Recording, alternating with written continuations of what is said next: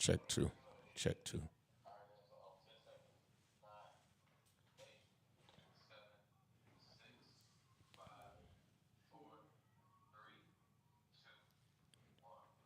It's a beautiful day in the neighborhood. A beautiful day in the neighborhood. Would you be mine? Could you be mine? Would you be my neighbor? Welcome, everybody, to another edition. I know I have been out and about for a few weeks. I want to thank Rashid N.C. Wyatt for filling in and keeping the show going. Today, unfortunately, we only on one camera, so they'll be able to hear you, but they won't be able to see you. And we have Dre on the controls today. With his Bills hat on. With his Bills. He's still loyal even though we lost. It's all right. Yeah, but some of you are. And Dre, you can open up your mic anytime you want, by the way. Yeah, but some people, they only loyal until as long as they're winning. Yes, sir. And then afterward, they will dump you. Dump you. Now, Dre, maybe we not live on Facebook. It might be. I see you on Facebook. I don't see you. I just see the banner on Facebook. Let me see. Well, there's a little delay that happens, so we'll see if it comes up. Want to make sure that that the banner, because have you switched over to bring the video? Yeah, our camera is not on, so we won't be able to be heard on Facebook. Let me comment. Video coming soon. I don't know if they can hear us. They can hear you. Okay, so we can't see you. we got to get that camera on because they can't see. Is that camera on? Yeah, it's on. All right. All right. So you're talking to Mark now. All right. So got a lot to talk about. Facebook we'll have video hopefully in a few minutes. I want to start out by first of all saying big congratulations to Claudine Ewing. Yes. That has been a big push that I have. I don't take responsibility for it, but I've been very vocal about the importance of having a anchor, representation, a African American anchor. On one of these major news stories, desks. And, there have been stations that have done like it at noon or, but the prime time. And the power that anchors have is just tremendous because they help they're in that room when the discussions are coming of what are we covering and how are we covering it. And so big ups to Claudine. Did we figure it out? All right. So we'll be going. You can see us now on your side. All right. So Facebook will be right at you. And so it is so important. You can see it now. I see you. Now, the only thing I don't see, okay. Nice tie. No pictures. All right. They're saying no pictures, but Seek, you may have to, and then now you got to key up the green screen. So they did. It's a green screen behind me, so the advertisers have to that what you just took away, it comes up in the background. So we may just be with green today, but I'm sure you can call Mark back and ask him. So I do want to say, and I'm sorry for having to take care of all this technical stuff live. I want to apologize. Claudine Ewing has been named lead anchor for WGRZ's 5:30 p.m. newscast on Channel 2. Most recently, Claudine has been anchoring 2 on your side's weekend newscast at 6 p.m. and 11 while reporting during the week. She also co-hosts and produced the monthly show Community, which also airs on WGRZ. Quote, we cannot be happier with Claudine taking the anchor chair at 5:30 p.m. Her impeccable journalistic credentials, combined with her 25 years of serving Western New York viewers, make her perfect choice for the position, said President and General Manager Mark Manders. Claudine exemplifies two on your side, and we are lucky to have her on our team. And I totally agree. I saw some old footage of Claudine recently, and at the end of the day, I totally agree that Claudine Ewing deserves to be in that anchor chair. You go all over the country, and especially in urban areas, there's 1-2 people of color who are on TV in the anchor chair. I don't, and big ups to those who do the reporting and all of that, because you need those too, because they're telling a story out there.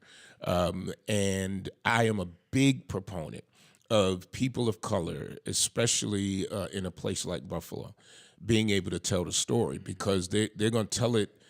They have a different experience. Right. They have a different experience. Whether people want to admit it or not, they have a different experience. So I think that's just wonderful. Yeah, I mean, and it's interesting, when you go down in Florida, you see so many African American anchors in different positions, and you don't see that as much here. Right. And you wouldn't even think you would see that in the area club in Yeah. Florida, but you see a lot of Oh, yeah. a lot.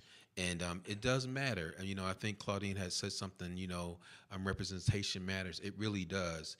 And although I don't know the nuances about reporting, but as you just said, the sensitivity, the understanding really comes out when you have that. When you're writing something, Yeah. you have some things that you're talking about, and it's not like, you're telling a story and you have no understanding of that culture of people. Absolutely. It's important. Absolutely, 100%. I remember years ago when I was on, Facebook, everywhere else saying we need, a African American on the chair. And I remember one reporter getting a little upset with me and calling me, and why was I saying that? And some people were like, she should be grateful you saying that, because at the end of the day, she may one day be on the chair, but her station had put her up to calling me and trying to, basically convince me we ain't need to really talk about. No, we do need to talk about that 100%. And those are the things that you do that you don't get a lot of accolades for, but you do have the insights and the understanding, and I think that that's where they appreciate it. Because I don't know if I really appreciate it until we started having more conversation about it and how it really matters. I mean, when you go into a neighborhood, a community, and you see no diversity, you start wondering, you start scratching your head. We got to seek a diversity. Absolutely. That's what the huge push in a lot of organizations is. We have to have diversity. If you have all these people in your community and you don't have that, and you're reporting a story and people don't see themselves, they're like, well, is that really about us, or is it just about you? Absolutely. And so big ups to her and all of there's a young man on WGRZ, I'm probably Keenan. Yep. So one day I'm watching a report that Keenan was doing, and Keenan had on a skull cap and didn't have on a tie, didn't have on a suit. He just looked like Keenan. Yeah. And I saw him a few days later, and I'm like, what's up? They let you bring your own flavor to the station? I don't know what the deal is. Maybe they called him in late, maybe he was. But it felt authentic. Yeah. And it felt like, and I've said this, and I don't mind saying it, because there was a time, and I believe in holding, people, in leadership accountable. That's what you sign up for, right? But I do, and I say this publicly, I do think that there was a time when it was just a gotcha, sticking cameras behind people's head, coming in real nice and then blah, blah, blah, blah. And I have seen this, I think, shift to, well, what is that? Are we okay? All right, Dre, you making it. You making it do what it do. This shift to reporting the news and not creating the news. And whether I agree with that or not, or whether anybody else agrees, I think that Channel 2 got this right. I just think they got it right. I think that they got the number one, not just the best black reporter they had, but the best reporter. You know, one of the best in that we have seen. Yes. And Claudine tells a story. She's hard hitting, but she's fair in presenting that story from all of the angles that she possibly can. So, congratulations. To her. Congratulations, big ups to you. So last night, and I got so much to talk about before I get to that. Now, what I'm going to be talking about today, we're going to be talking about today. You know, we commemorated 9/11 a few days ago, but a lot of people forget what today is. Today is the day of the 16th Street Baptist Church bombing. Wow. And we're going to talk about that. We're going to talk about one of the girls who's still alive and the fact that there were 2 other black boys killed, I believe, that day. That day that never have gotten. So it's always been on the little girls because, you know, they were all together. But one lady is still alive, and I'm going to tell you her horrible plight that she's still going through. And then 2 of the young men who were killed, who we don't even really talk about in history. So it wasn't just at the church. It was there was I'll tell the story after the break at 12:30. But several things I want to talk about. Number one is last night here at True Bethel. We went back into, you know, we calling it this year the Hour of Power. And at 6 o'clock on Thursdays, our youth zone is in session, our children's zone are in session, our individual classes that people can sign up for free, and then at 7, we come inside. Well, we partnered with Best Self to be on premises on Thursday nights at 6 o'clock. And so they are here in a I want to say a medical camper, because this thing is is wonderful. You can answer it, Dre. I don't know who it might be. You just answer it regular. So they are in like a medical camper. Wrong number, because we didn't give. Okay. Yeah. And I'll take calls after 12:30. I can't do it right away right now. So at the end of the day, they set up at 6 o'clock, a little before 6 o'clock. And they have a counselor on, or a peer counselor, or, you know, I don't know which level of counseling. And people can just get on individually, and in private just have a little chat. And so I came out to tour it just to see how it logistically works. It does not have any signage on it. It's just a white motorhome. In the back, they have a hospital, like a examining room, because sometimes when they go out, they go to like festivals. Some people want to get their blood pressure checked, all that. Just a wonderful. So while I'm on it, I asked them, has anybody gotten on it? And they said, well, you know, a lot of people walk past and asked, because the door was open, you know, what's going on here, and explain. And while I'm on it, talking to the peer counselor who was on, another lady comes up, because I had the door open, you know, and I said, did you just want to tour it? And she said, no, I need to talk. I got some issues in my life. And I was so thankful. So as I'm getting off this bus to let her get on, a man comes up and says, hey, when she gets done, I'd like to wow. Yeah, just a powerful moment when you talk about the church meeting the needs of the people. Every few weeks we have what's called the Eddie bus here from Roswell Park, so that people in this community who may not be able to get down to Roswell will be able to be examined. And I think I forgot which examination they do on it, right there on the bus, and we move that to the back of the church. So I just think that I was just so happy about that yesterday, to see people talking. And so I wanted to send a big shout out to Best Self. But you really have pushed our church to another level. I mean, I think about when we talked about the employment bus that you created. Yes. And I can tell you the first time that we utilized it with my district, we had it at Kensington and Bailey, and the number of people who came out to apply for jobs was just unbelievable.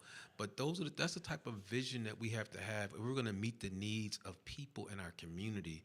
And I think so many Absolutely. times, we seem to do it in pockets, but if we did it collectively, how powerful it could be, how Yeah. impactful it can be. I think that I've heard from folks from Roswell that they feel like if we could partner with other groups, although they do it and they get some outcomes, if we did it collectively, how more powerful it could be and really Yeah. reaching people right where they are. Like you said, folks have issues with transportation. They may not be able to get to Roswell. They probably don't even know where Roswell is. Right. Right.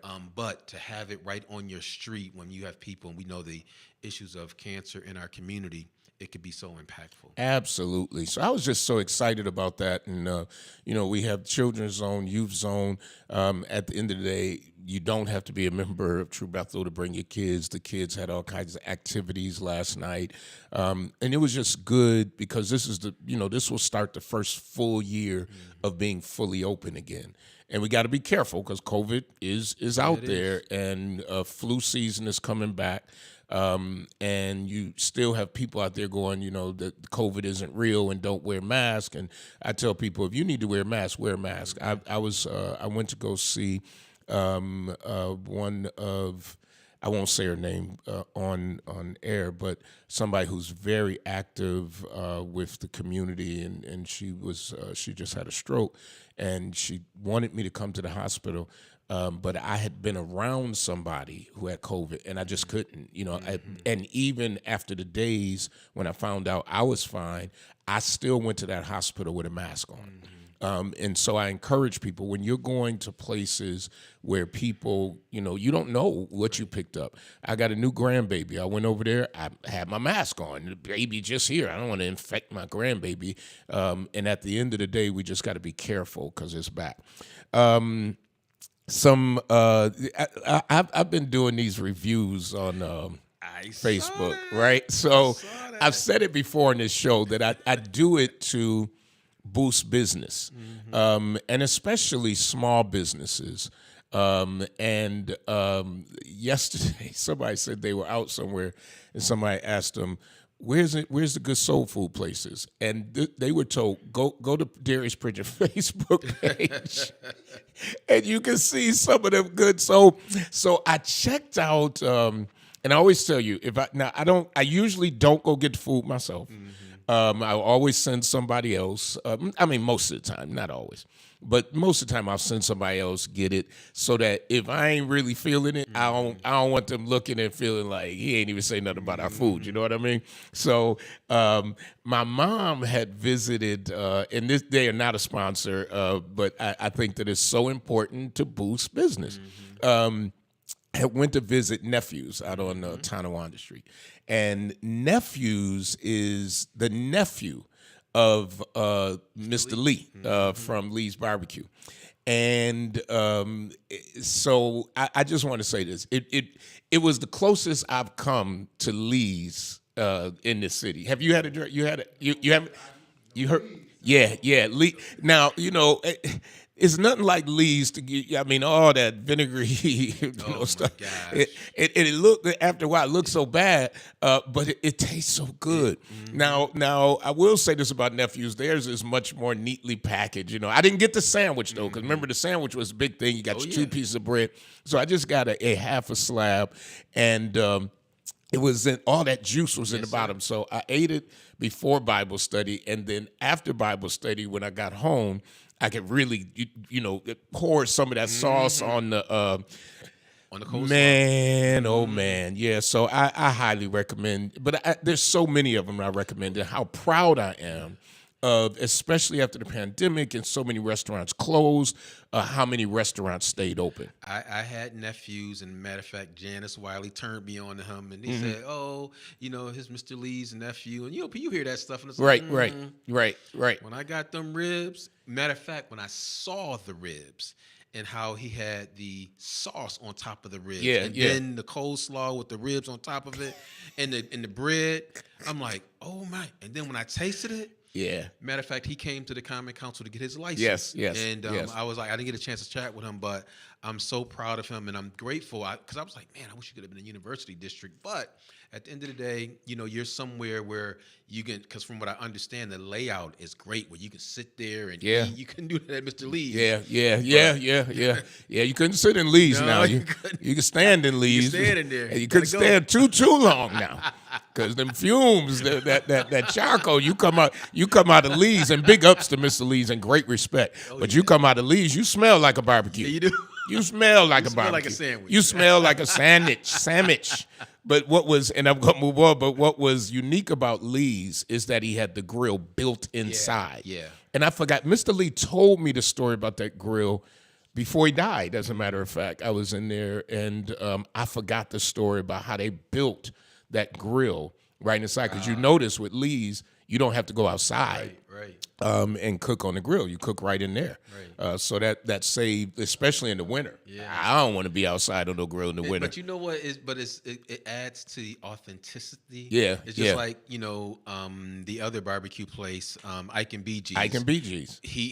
Ike has always done it outside. Yes, that's how they Always. do it. And so it's part of the Buffalo story. But yeah. I wanted to say that a big ups to them and every other restaurant that's out there.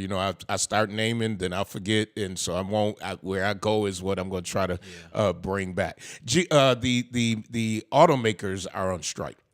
Yeah. And they are doing a different type of strike in that they're not shut. What'd you say? Collective strike. A collective, but it's also strategic. Strategic, right. Because they're not shutting down everything, and we don't have anybody here at this point that is shut down locally. Thank God. But here's what is interesting, and I'm a union supporter, so I get it. But here's the interesting part. I was reading an article yesterday. Let me see if I can find it. GM, because I hope everybody knows.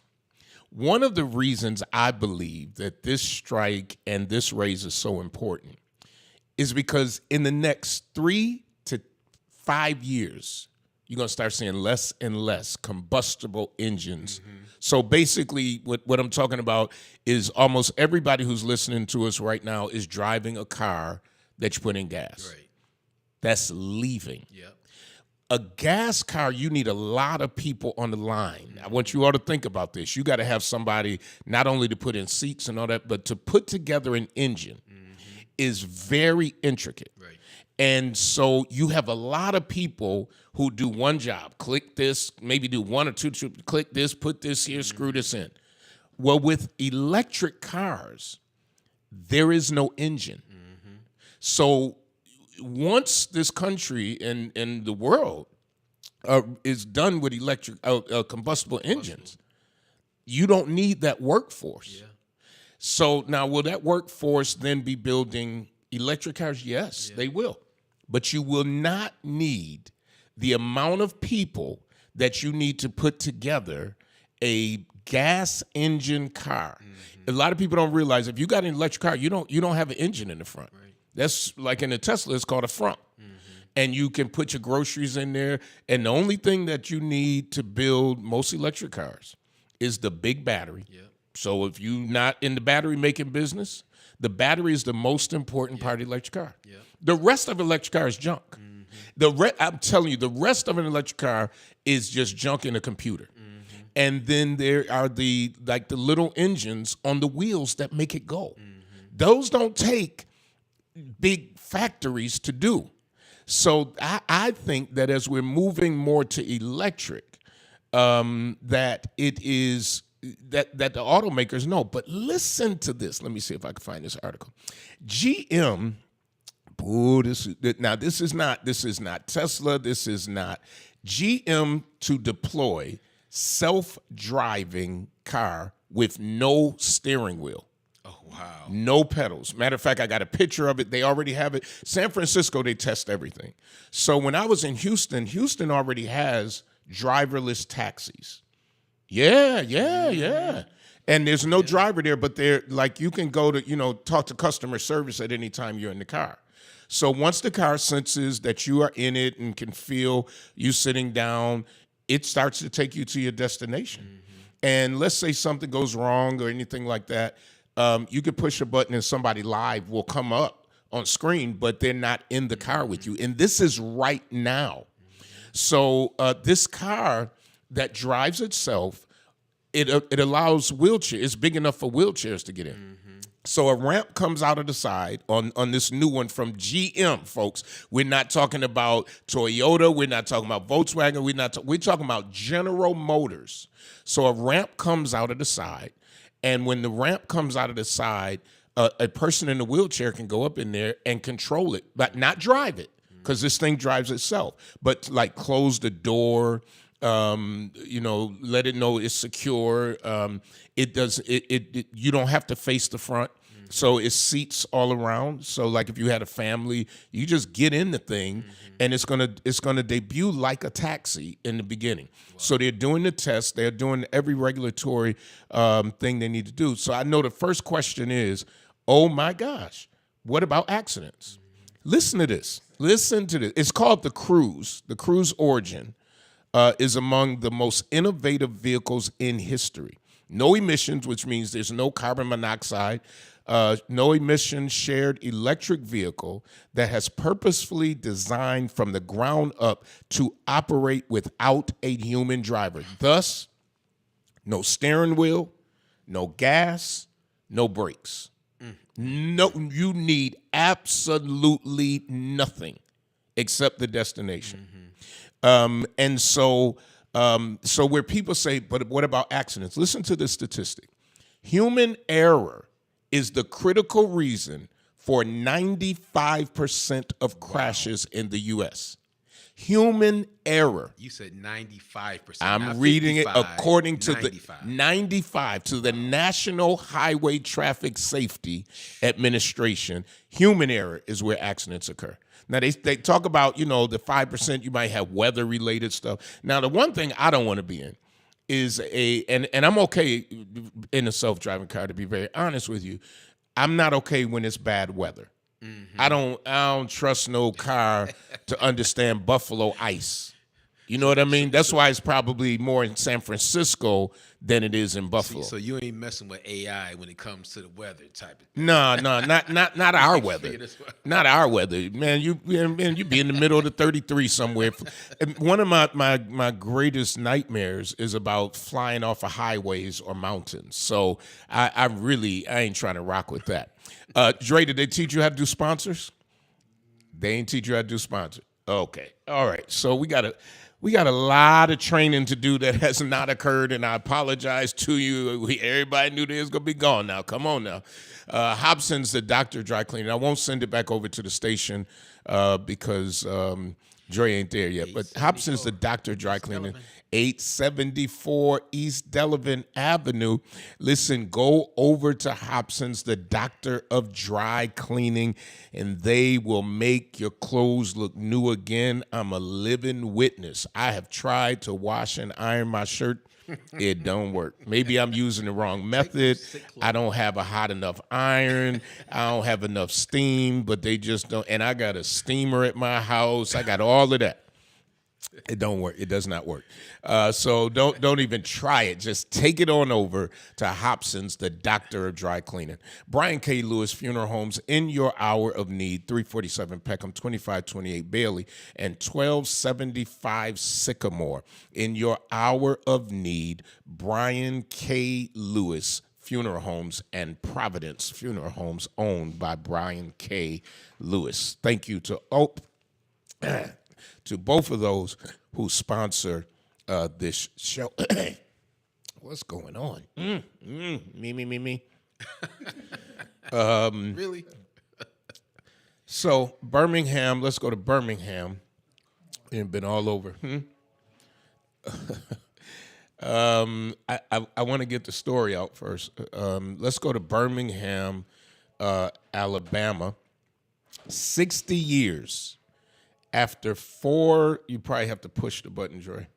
After 4 little girls were killed in a KKK attack on the 16th Street Baptist Church, Memories of the lives that were taken live on. And I was watching live the service that was going on this afternoon at the 16th Street Baptist Church. Let me read this. This is from CNN. On the morning of September 15th, 1963, Reverend John H. Cross Jr. and members of the 16th Street Baptist Church in Birmingham, Alabama, were preparing to start the Youth Day worship service when a bomb went off.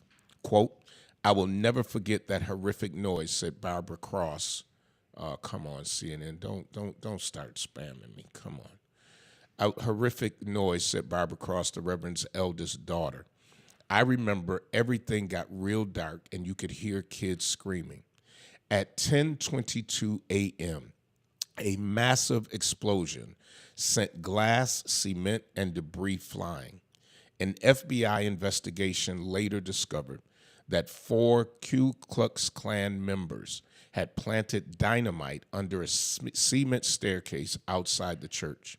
The blast knocked down power lines, blew a hole in the side of the building, completely destroying the ladies' restroom in the basement, where a group of little girls had been getting ready for church. 4 little girls were killed in the church that Sunday morning. 11-year-old Denise McNair, along with 14-year-olds Cynthia Wesley, Carol Robertson, and Addie Mae Collins. Nearly 2 dozen others were injured. In the 60 years since the 16th Street Baptist Church bombing, the church has been rebuilt, stained glass has been repaired, but there are still wounds. Time has yet to heal. Family and friends say decades later they are still holding on to their memories and grieving the loss of the 4 little girls who were killed that day. So there is, I think we must make sure we remember. And unfortunately, 68 years later, although we don't have KKK out, well, we do with hoods as much. There's still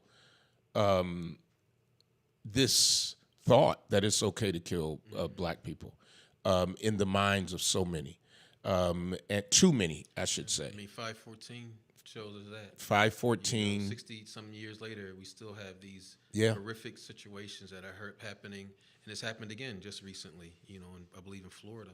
Yeah, so let me talk about, and then I know Kamal's still on the phone. I want to really get this story all out before I start a conversation. So if you just want to put him on hold, I'll let you know.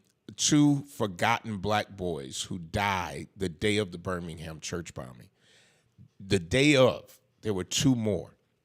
Johnny Robinson and Virgil Ware were killed in the aftermath of the bombing.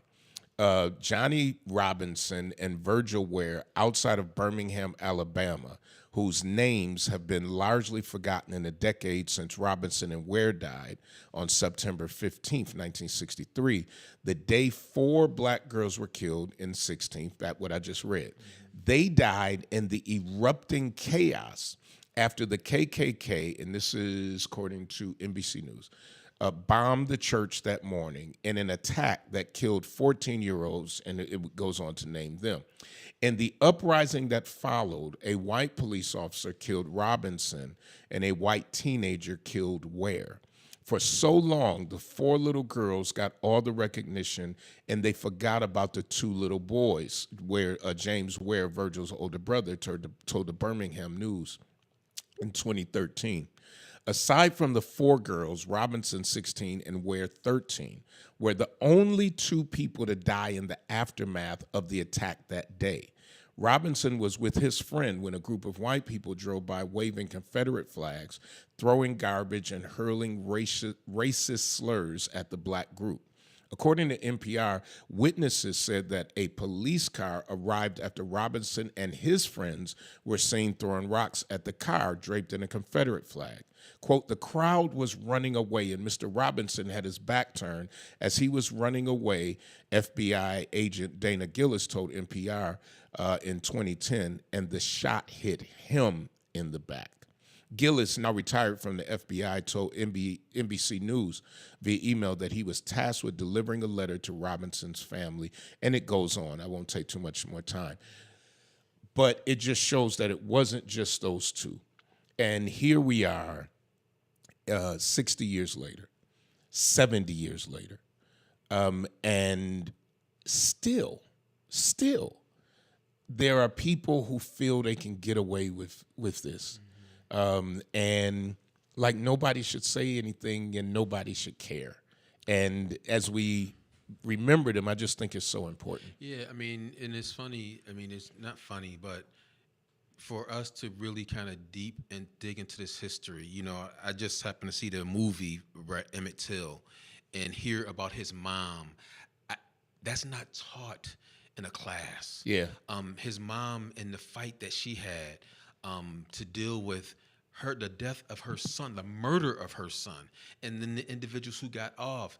That history we need to know more and more, because then it makes sense of why today we still deal with this. Absolutely. This individual who came in our community tracked down black people and Yes. went to Tops and killed them. Yes. 60-something years later, we're still dealing with Yes. this. And so Yes. it speaks volumes for racial relations. Yeah, they've gotten better, but there's still an element from that time period that still exists that targets black people.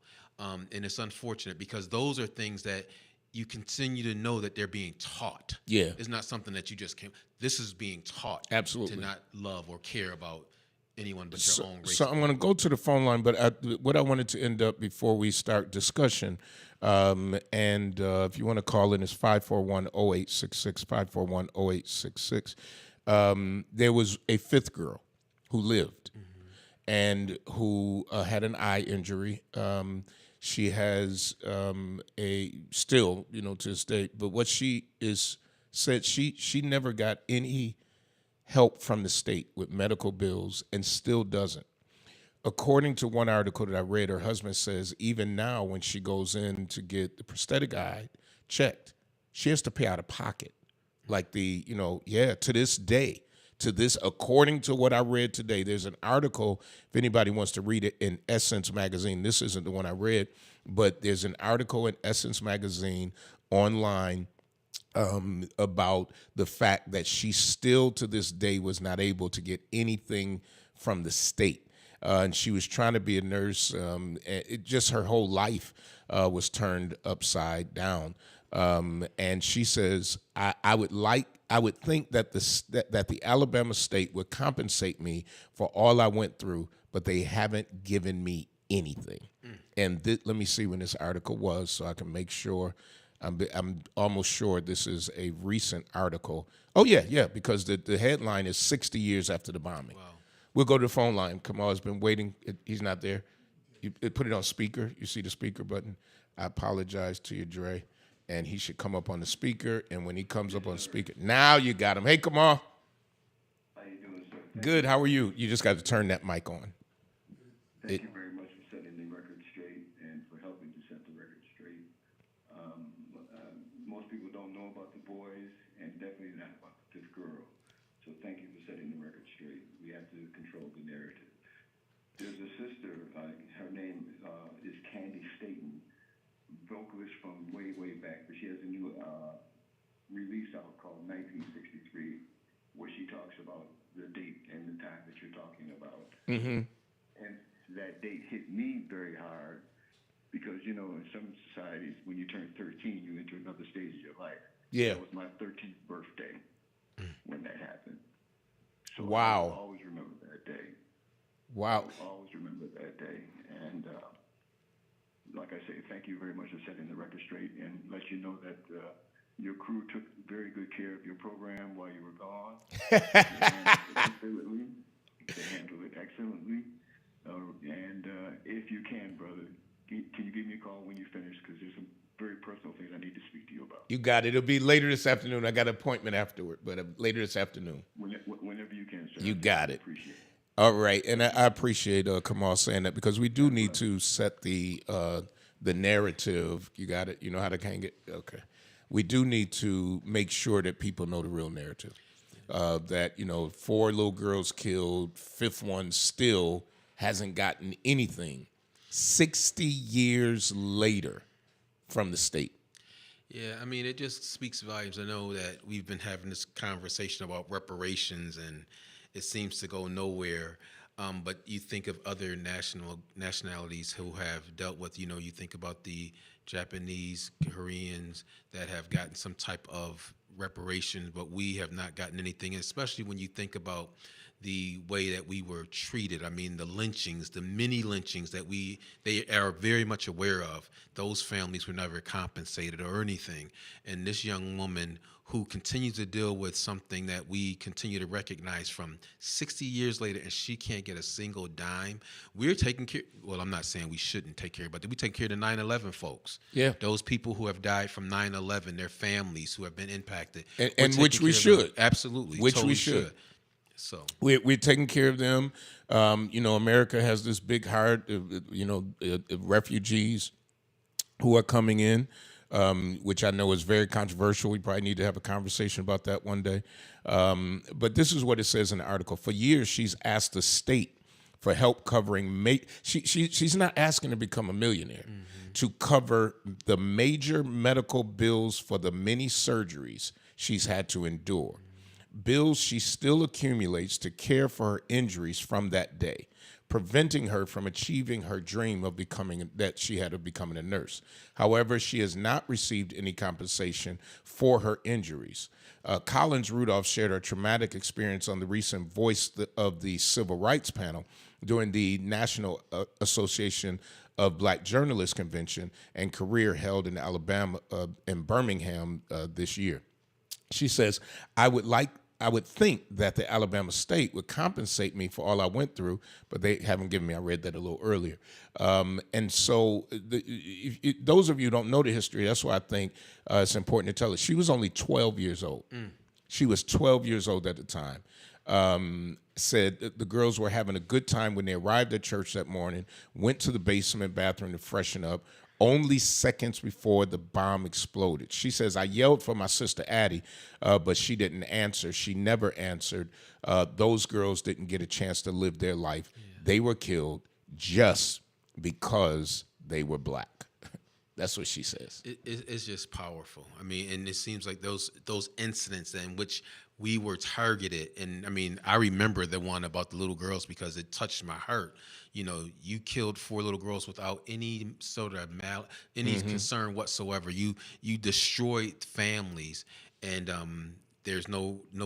I don't know if those families ever got compensated. Those families ever get compensated for? No, because now remember, one of the girls who died is her sister. Oh, got you. So at the end of the day, and I get it. I mean, let's say for instance, will Top's family be compensated by the state? No, because it wasn't. The state wasn't at fault. It was unless you can link it to somewhere there. But the outpouring in this time and in Western New York of support for those families has been tremendous. Mm-hmm. The millions upon millions of dollars that was raised. So at least there was something there. Right. In this case, I think she said in one of the articles that there was only about $2,000 total that she's ever received.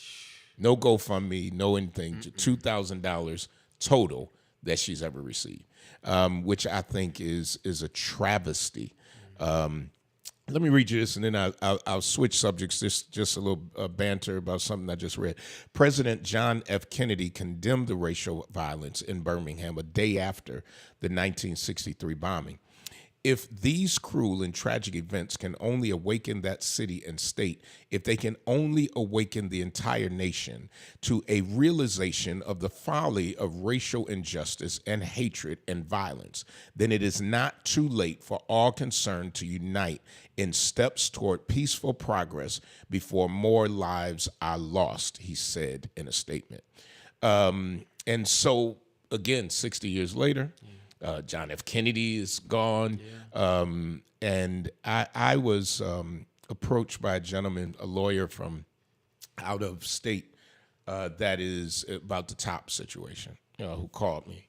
And a very nice gentleman, and trying to get the temperature on community leaders here in Buffalo about the white racist supremacist shooter of at Tops, of whether he should get death penalty or not.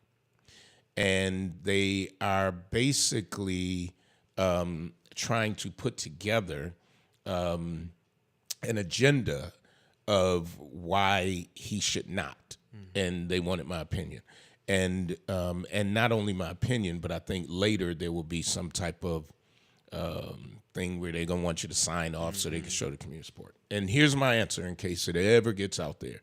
My answer was, my opinion doesn't matter. The opinion that matters most, and the voices that should be heard the loudest are the families. I am not going to, I have my own personal opinion, but at the end of the day, I'm not signing anything, and I'm not getting involved in anything that may be counter of what the families, and it might be one family that feels he shouldn't die. He should spend the rest of his life in prison. If I had my way, he would, with the pictures of everybody in his cell and everything else.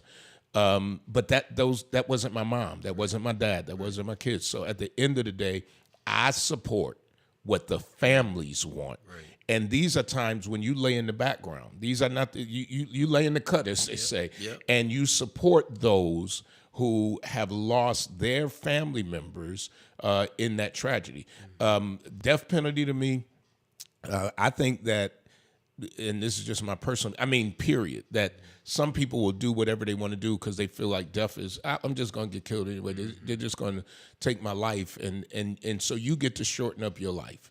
And you get to shorten up your life after you've shortened up everybody else's lives. And so, for me, the jury, I stay away from. I totally agree with you.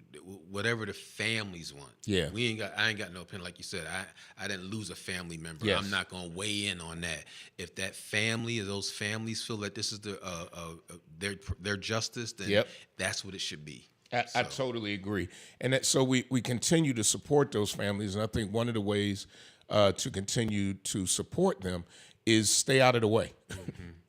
Stay out of the way, especially when it comes to this stage of the game, because there's a lot of lawsuits out there right now on the gun manufacturers. I know John Elmore and others are really pushing. There's lawsuits out there right now about social media. And I support that because at the end of the day, social media at times can be out of control and there is no reeling it back, So I think that at the end of the day, I'm not going to be the one sitting up talking about death penalty or not death penalty. And people who are managing and handling these social media platforms is so disconcerting. Elon Musk owns whatever the heck he named it, X or whatever. That concerns me that you use your political influences to change things, and what you don't like or what you do like, you allow it. And so somehow we have to weigh in on that so that if we're going to have platforms like that for public input or public consumption, it should be for public. It shouldn't be where someone can kind of monopolize it or prevent others from saying their opinions. Because that's things that we've heard over and over again that previous person was doing out there, which shouldn't have been allowed, but it was allowed. And I think a lot of times it's from those who are involved in it and their connections, and not really being sensitive that, we are a melting pot as a country and no one person should be able to monopolize it. But it seems as though it's going in that direction, that when you're a billionaire or a multi-billionaire, you can do whatever the heck you want. You got it. Let's follow up on our last 2 minutes because I'll throw it over to the station in about 3 minutes so that they can play commercials. You had an idea that you shared on the show a few weeks ago. Where are you at on that idea? And if you just restate it. Whatever. Well, from the last 2 weeks of being on Power to the People, we've talked about having a conversation, what's missing in the African-American community. And we want to continue that dialogue. And we're right now looking at a date late in October to assemble a panel of people to have that conversation, and not just have conversation, but develop committees to follow it through. We talk a lot, but we don't put forth an effort. And so I think that's very, very important that we start continuing to have this dialogue on how we need to move as a community. And I think Dr. Taylor, who was on the show last week, talked about us moving as a collective, how important it can be and how powerful it can be for us to, again, develop those economics in our community that we need to make things happen. The more we have to have our hand out and we don't bring nothing to the table, the more susceptible we are to people's whims and their decisions. We have to put have some skin in the game to determine our own destiny. And so we're still working on that and coming up with the details on it. Are you an iPhone user? No, sir. Neither am I. You know, Apple. What about you, Dre? No. Oh, 3 men in the room, all Android. Android. No, I can't afford no 2000. Yeah, a new one is out. I forgot how much it is, but it's in the thousands. Yes, 1,000 and something for. Yeah. And many of our folks own iPhones, and it's their money. It's their money, but you probably don't even have stock. Hold on, listen to this. Yes, sir. If you'd bought Apple shares instead of iPhones, you'd now have $147,000. Wow. And I'm not an iPhone hater. I mean, I have one. I don't have it on operating. I like my Android. My family had an attitude like when I changed over, because something about when you in a group text or when you text somebody back some color or something crazy that they were. I don't care. I don't care. I've been Android for a while. But the technology in this is just off the chart. I mean, the stuff that, it's like this Elroy Jetson type stuff that's happening with these phones now. Well, that's how it is now, period. Yeah. I mean, if you think about it, our generation started out with AOL, which I still have, and the whole, you couldn't talk on the phone. So I'm telling Lamaya in my office downtown about it yesterday, and Stephanie and I were talking about. She had no idea. She was like, "What? You had to plug your computer into the phone?" Like, yeah. And if somebody was on the computer, you couldn't use the phone because if you picked up the phone, all you heard was the static. You had the first cell phone. Remember the little box phone? I did have one of the first cell phones. I was like, it was a box, and huge box. You bought another cell phone. I got that, and I felt like I was cool. I'm driving around. Hey. Oh yeah, you had to drive. You had to have it up to your ear because you could drive with your big cell phone up to your ear, even if it wasn't on. I used to walk through the mall. The cell phone was so big. Yeah. It was bigger than about the size of a laptop, but big, but wider. And huh? I had one of the first ones. Yeah, that you wore like over your shoulder. I don't mean no open up flip, put it in your pocket. No. I would walk through the mall with the antenna sticking up out of the thing and just call people random. It was expensive as all get out, but I would just call people randomly on the phone. Yeah, I'm in the mall. What? Yep. Never would I imagine in a million years you could fit your cell phone in your pocket. Yeah, because it was this big, Drake. It was this big gray case. Yep. You open it up, and then if you're just driving, you drive with it on the driver's side on your left, so that anybody driving past saw you had a cell phone. Mm-hmm. But the first person who had it in the neighborhood that I remember, and then Shad, I'm throwing it over to you, was Herbert Bellamy. He had one built in his car, and I forgot whether he had a Lincoln or whatever, but he would ride around and everybody be, you had that antenna on the back of your car. He was the first one that I remember in the hood having a cell phone. And folks, when I say we've come a long way, baby. I had a cell phone installed in my Tempo. My Tempo didn't even have windows that let up automatically. You had to let them up by hand. But I had a stationary cell phone installed in my Tempo with no alarm because ain't nobody gonna steal it because it was so hard to steal. Well, at least you ain't have a kid back then because you wouldn't have had it long. Yeah, it would have been gone. They'd have busted the window and ran up my bill. Hey, until next week, we say power to the people.